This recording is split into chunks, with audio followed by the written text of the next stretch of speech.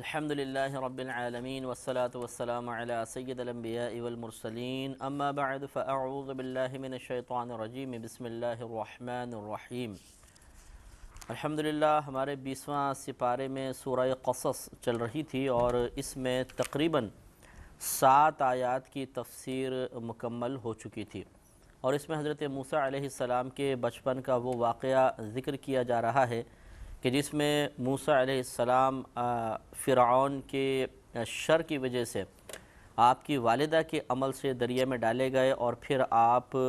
فرعون کے محل تک ہی تیرتے ہوئے پہنچ گئے، یعنی وہ تابوت آپ کا وہاں تک پہنچ گیا، اور بی بی آسیہ رضی اللہ تعالی عنہا جو فرعون کے ساتھ محل کے اوپر سے دیکھ رہی تھیں، آپ نے وہ اٹھوا لیا تھا اور پھر آپ کو اپنے پاس رکھا تھا۔ پچھلے پروگرام میں تقریباً پورا واقعہ خلاصتاً میں نے آپ کی خدمت میں عرض کیا تھا۔ اسی سے ہم آگے چلتے ہیں تو اللہ تبارک و تعالی نے ارشاد فرمایا کہ فَالْتَقَطَهُ آلُ فِرْعَوْنَ،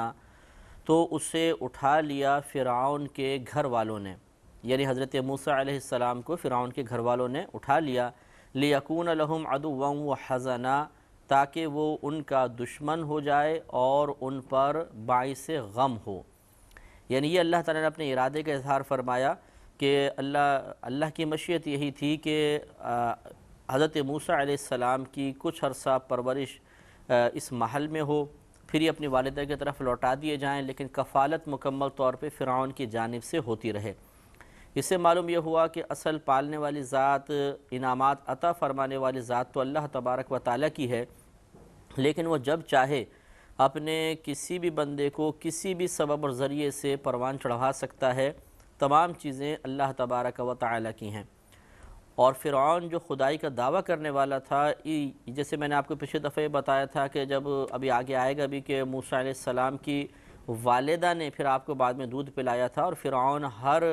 ماہ ایک اشرفی، اور ایک روایت کے مطابق روزانہ ایک اشرفی سونے کی ان کو دودھ پلانے کی اجرت کے طور پر دیا کرتا تھا۔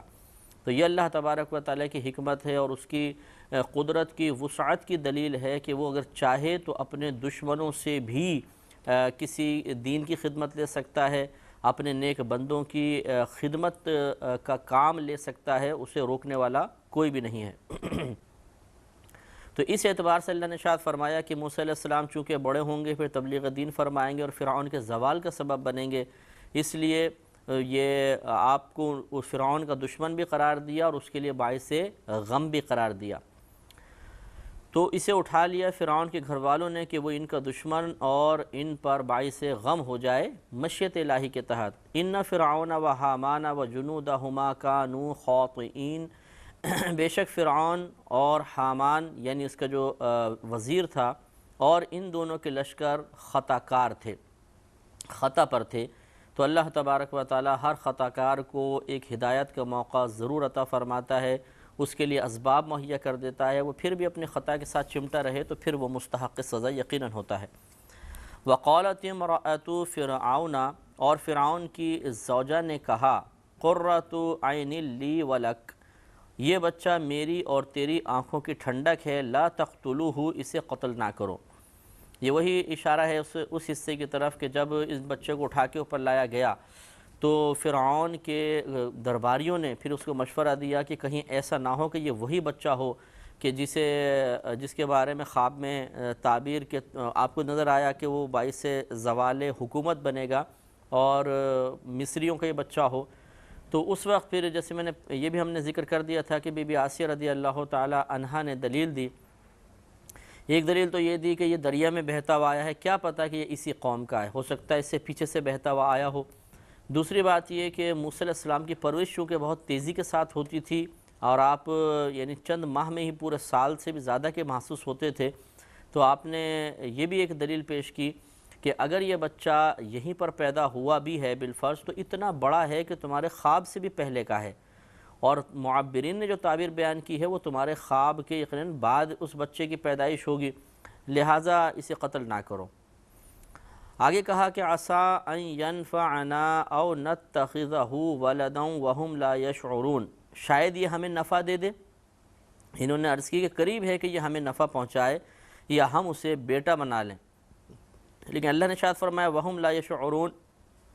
اور وہ بے خبر تھے، انہیں شعور حاصل نہیں تھا کہ جس کو یہ بیٹا بنانے کی کوشش کر رہے ہیں، جس کو یہ اپنے پاس رکھنے کے لیے مختلف تعویلیں کر رہے ہیں، مشیت الہی یہی ہے کہ یہی بچہ ان کے لیے زوال عزت اور زوال حکومت کا سبب بنے گا۔ وَأَصْبَحَ فُؤَادُ أُمِّ مُوسَى فَارِغًا، اور صبح یعنی موسیٰ علیہ السلام کی والدہ کا دل صبح کے وقت میں بے قرار ہو گیا، بے صبر ہو گیا۔ یعنی جب آپ نے بچے کو دریا میں ڈال دیا، اب ماں تھیں، جب حالانکہ اللہ کی طرف سے الہام ہوا تھا، لیکن یہ اپنا خیال بھی آدمی متصور کرتا ہے بعض اوقات کہ شاید میرا اپنا خیال ہو، اللہ کی طرف سے نہ ہو، تو بہرحال والدہ تھیں، بہت زیادہ بے چین ہوئیں اور بے قرار ہو گئیں۔ ان کادت لتبدی بہ لولا ربطنا علی قلبها لتکون من المؤمنین، ضرور قریب تھا کہ وہ اس کا حال کھول دیتی، بچے کے بارے میں بیان کر دیتی، اگر ہم نہ اس کو ڈھارس دیتے اس کے دل پر کہ اسے ہمارے وعدے پر یقین رہے۔ یعنی اللہ تبارک و تعالیٰ نے اپنی اس کرم نوازی کا تذکرہ فرمایا کہ وہ اتنی بے قرار ہوئی تھیں کہ قریب تھا کہ شاید وہ آہ و فغاں شروع کر دیتی اور لوگ مطلع ہو جاتے کہ انہوں نے ایک ان کے ہاں بچہ تھا اور اس کو اس طرح دریا میں ڈالا، اور یہ تمام معاملہ منکشف ہو جاتا، لیکن اللہ تبارک و تعالیٰ کی طرف سے ان والدہ کے قلب پر سکون اور اطمینان اتارا گیا اور وہ مطمئن ہو گئیں۔ وقالت لأختہ، اور اس کی ماں نے یعنی موسیٰ علیہ السلام کی والدہ نے، وقالت اور فرمایا موسیٰ علیہ السلام کی والدہ نے، لأختہ ان کی بہن سے، یعنی موسیٰ علیہ السلام کی بہن سے جو ان کا نام مریم تھا، قصیہ کہ ان کے پیچھے چلی جا، فبصرت بہ عن جنب وہم لا یشعرون، تو وہ اسے دور سے دیکھتی رہی اور ان فرعونیوں کو اس کی خبر نہیں تھی۔ یعنی بچی کو بھیجا کہ تم جا کے ذرا دیکھو تمہارا بھائی کس حال میں ہے، کہاں تک پہنچا، تو وہ گئیں تو پتہ چلا وہ تو محل میں چلا گیا ہے۔ تو وہ جو بنی اسرائیلی عورتیں اندر جاتی تھیں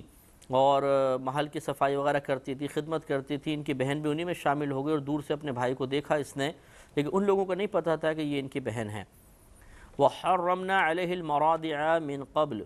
اور ہم نے پہلے ہی سب کی سب دودھ پلانے والیاں اس بچے پر حرام کر دی تھیں۔ یہ اشارہ ہے اس طرف کہ موسیٰ علیہ السلام کو جب اندر لے جایا گیا اور ان کے دودھ پلانے کا اہتمام کیا گیا تو آپ کسی بھی دائی کا دودھ قبول نہیں کرتے تھے۔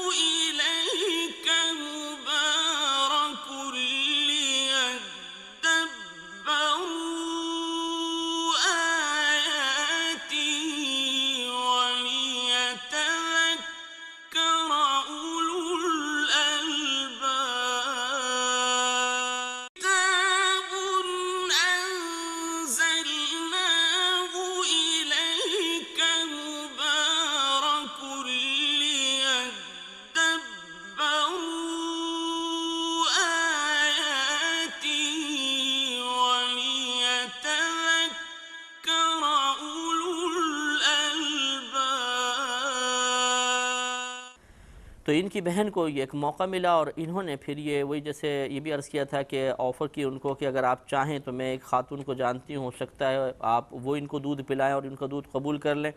تو انہوں نے اجازت دی اور یہ پھر اپنی والدہ کو لے کر آئیں، تو موسیٰ علیہ السلام نے والدہ کا فوراً دودھ قبول کر لیا تھا۔ فقالت هل ادلکم علی اہل بیت یکفلونہ لکم، تو ان کی بہن نے کہا کہ کیا میں تمہیں رہنمائی نہ کروں ایک ایسے گھر والوں پر کہ وہ تمہارے بچے کی تمہارے لیے کفالت کر لیں، کہ یہ بچہ جو بے قرار ہو رہا ہے، ایک میں ایسے گھر والوں کو جانتی ہوں کہ وہ تمہاری خاطر پھر اس کی کفالت کر لیں گے، یعنی دودھ وغیرہ پلا دیں گے، وہم لہو ناصحون، اور وہ گھر والے اس بچے کے خیر خواہ ہیں۔ اب انہوں نے کہا چلو ٹھیک ہے تم لے آؤ، وہ لائیں اور موسیٰ علیہ السلام نے ماں کا فوراً دودھ قبول کر لیا، تو انہوں نے پھر پرورش کے لیے ماں کے حوالے کر دیا۔ اس طریقے سے دیکھیے اللہ تبارک و تعالیٰ کی اس بے مثال حکمت کے قربان جائیے کہ جس وقت والدہ دریا میں ڈال رہی تھیں، کس طرح وہ والدہ کے پاس واپس آئے گا، اس کے بارے میں اگر عقل سے سوچا جائے تو بہت ہی دشوار محسوس ہوتا ہے، لیکن اللہ تبارک و تعالیٰ جب کسی چیز کا ارادہ فرما لیتا ہے تو لوگوں کی سوچیں، ان کے جذبات، ان کے کیفیات، وقت، احساسات، زمانہ، یہ سب کا سب اللہ تعالیٰ کے ارادے کے تابع ہو جاتا ہے، اور جیسا اللہ تعالیٰ ارادہ کرتا ہے ویسے ہی تمام معاملات ہوتے چلے جاتے ہیں۔ تو اللہ کا ارادہ یہی تھا کہ ابھی وقتی طور پہ یہ والدہ سے جدا ہوں اور پھر والدہ کی گود میں واپس آئیں، تو اس کے لیے اللہ تبارک و تعالیٰ نے جس چیز کا ارادہ فرمایا ویسا بالکل ہو گیا۔ فَرَدَدْنَاهُ إِلَىٰ أُمِّهِ كَيْ تَقَرَّ عَيْنُهَا، تو ہم نے اسے اس کی ماں کی طرف پھیرا تاکہ والدہ کی آنکھ ٹھنڈی ہو جائے، یعنی ان کو قلبی سکون حاصل ہو جائے،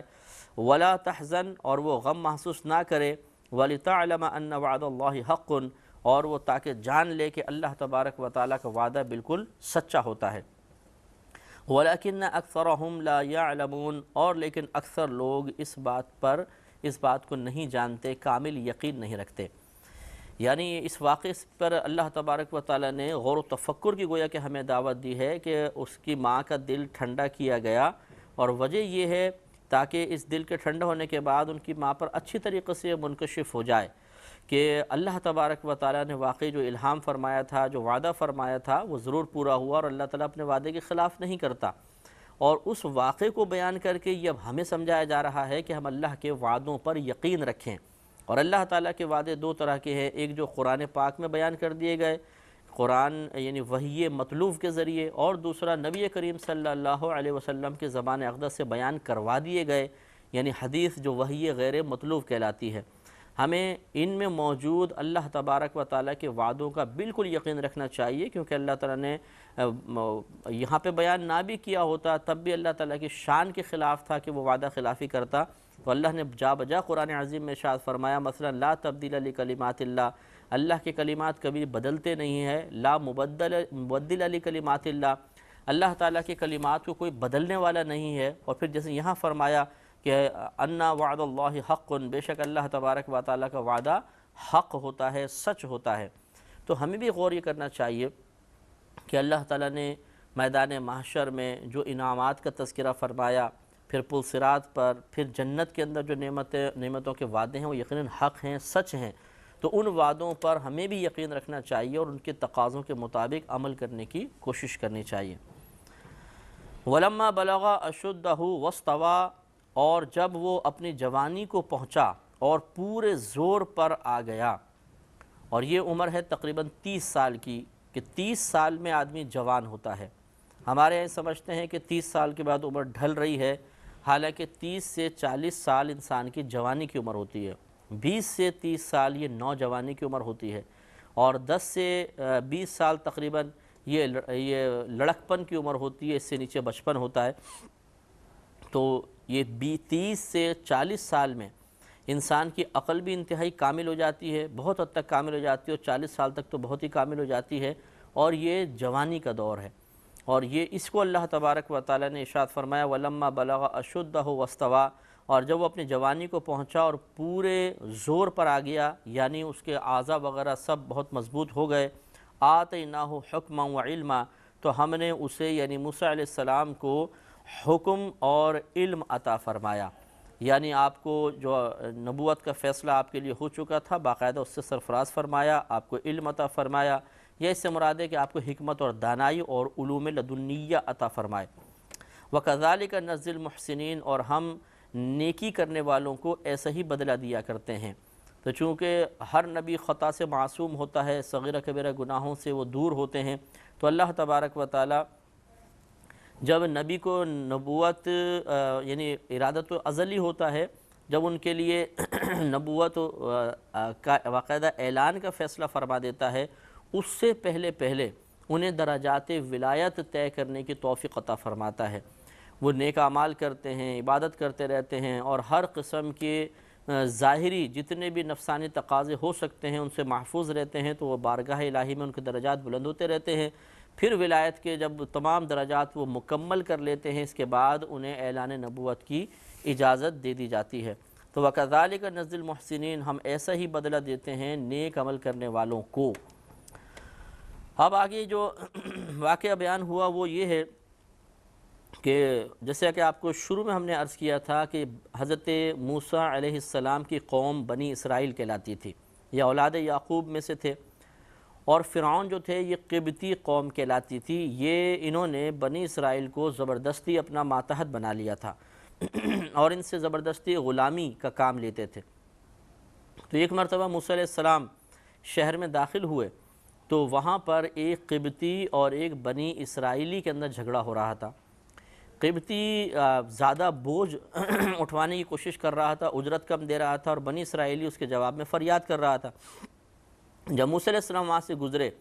تو اس بنی اسرائیلی نے فریاد کی اور آپ سے مدد طلب کی۔ موسیٰ علیہ السلام وہاں پر گئے اور قبطی کو سمجھانے کی کوشش کی تو اس نے کوئی بدتمیزی کی، جس پر موسیٰ علیہ السلام نے اسے تنبیہ کی اور اس کو ظلم سے روکنے کے لیے آپ نے اس کو مکہ مارا۔ اب وہ جلال نبوت بھی آپ کے ساتھ تھا، بہت جلالی نبی تھے، اور نبیوں کی طاقت عام لوگوں کے مقابلے میں بہت زیادہ ہوتی ہے، لہٰذا وہ اتنا زوردار اس کو مکہ لگا کہ وہ قبطی وہیں پر ہی ہلاک ہو گیا۔ تو پھر حضرت موسیٰ علیہ السلام نے اس کو ریت میں دفن کر دیا، اور آپ نے بہت خوف محسوس کیا کہ اگر فرعون کو یہ واقعہ پتہ چل گیا تو یقینی سی بات ہے کہ وہ مجھ پہ ظلم کرنے کی کوشش کرے گا، یا اس کے ذہن میں یہ خیال آ جائے گا کہ کہیں میں وہی بچہ تو نہیں ہوں کہ جو ان کی حکومت کے زوال کا سبب بنے گا، تو وہ پھر میری قوم پر اور مجھ پر سختیاں شروع کر دیں۔ تو آپ خوف کی وجہ سے کسی جگہ چھپ گئے تھے۔ اور پھر ایک اور واقعہ اسی طرح کا ہوا، جس کے بعد پھر آپ یہاں سے ہجرت فرما گئے تھے، وہ بھی آگے آ رہا ہے۔ پہلے یہاں تک کے واقعے پر جو مضامین پر جو مشتمل آیات ہیں وہ آپ ملاحظہ فرمائیں۔ اللہ تعالیٰ نے ارشاد فرمایا وَدَخَلَ الْمَدِينَةَ، اور موسیٰ علیہ السلام مدینے میں داخل ہوا، عَلَى حِينِ غَفْلَةٍ مِّنْ أَهْلِهَا، جس وقت اس شہر والے غفلت میں مبتلا تھے، یعنی سب لوگ سو رہے تھے، اس وقت آپ داخل ہوئے۔ فَوَجَدَ فِيهَا رَجُلَيْنِ يَقْتَتِلَانِ، تو آپ نے پایا اس شہر میں دو مردوں کو کہ وہ آپس میں لڑ رہے تھے۔ هَذَا مِنْ شِيعَتِهِ وَهَذَا مِنْ عَدُوِّهِ، ایک ان میں سے آپ کے گروہ میں سے تھا اور دوسرا آپ کے دشمنوں میں سے تھا، یعنی بنی اسرائیلی آپ کی قوم میں سے تھا اور دوسرا فرعونی تھا۔ فَاسْتَغَاثَهُ الَّذِي مِنْ شِيعَتِهِ، تو وہ اس شخص نے فریاد کی جو آپ کے گروہ میں سے تھا، عَلَى الَّذِي مِنْ عَدُوِّهِ، اس کے برخلاف جو آپ کے دشمنوں میں سے تھا۔ فَوَقَذَهُ مُوسَى فَقَضَى عَلَيْهِ، تو موسیٰ علیہ السلام نے اس کو ایک مکہ مارا، فَقَضَى عَلَيْهِ، تو اس کا کام تمام کر دیا۔ تو یا اس سے معلوم ہوا کہ دیکھیں فَاسْتَغَاثَهُ الَّذِي مِنْ شِيعَتِهِ، اس شخص نے آپ سے باقاعدہ فریاد کی کہ میری مدد کیجیے، دشمن کے خلاف آپ نے مدد فرمائی۔ تو اس طرح دنیاوی امور میں مدد طلب کرنا یہ کوئی معاذ اللہ شرک کا حصہ نہیں ہے، جسے بعض حضرات نے بہت زیادہ توحید کا درس دینے کی کوشش کرتے ہوئے بعض ایسی چیزیں جو شرک نہیں ہیں انہیں بھی افراط و تفرید کا شکار ہو کے شرک میں شمار کر دیا۔ لہٰذا یہ کسی سے فریاد کرنا، مدد طلب کرنا شرک نہیں ہوتا۔ انشاءاللہ اس پہ تفصیلی کلام مزید بھی ہوگا۔ وآخر دعوانا ان الحمد للہ رب العالمین۔